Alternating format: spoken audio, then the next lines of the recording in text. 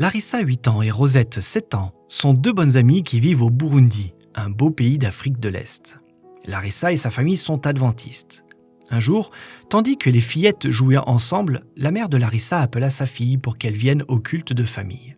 Larissa invita Rosette à se joindre à eux pour le culte de famille. Rosette n'avait jamais entendu parler de culte de famille, mais par curiosité, elle décida d'y aller. Comme cela se passe chaque jour dans tous les foyers de ceux qui se préparent à l'avènement de Jésus, la famille de Larissa chanta un cantique sur Jésus, puis la mère lut une histoire biblique, puis ils prièrent ensemble. Ceci plut beaucoup à Rosette qui demanda si elle pourrait revenir. Larissa accepta avec joie et l'invita même à venir à l'école du sabbat avec elle. Le sabbat suivant, Rosette se joignit à Larissa pour aller à l'école du sabbat. Elle apprécia beaucoup de pouvoir chanter des cantiques sur Jésus et entendre des histoires bibliques. Ce soir-là, Rosette parla à ses parents de l'école du sabbat de Larissa.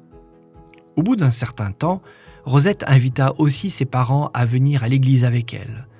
Son père n'y vient pas, mais sa mère y vient chaque fois qu'elle n'a pas à donner de cours le sabbat. Rosette souhaitait que sa famille prie ensemble, comme le fait la famille de Larissa. Sa mère lui permit de diriger le culte de famille. Finalement, sa mère décida aussi de se joindre à l'église.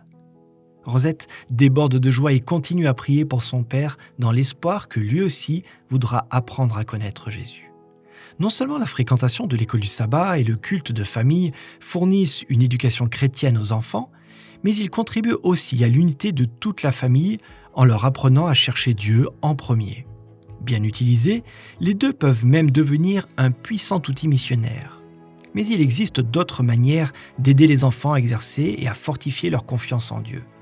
En leur enseignant à acquérir l'habitude d'adorer Dieu en lui apportant leurs dîmes et leurs offrandes de promesses, par exemple, on leur enseigne à penser en réalité éternelle.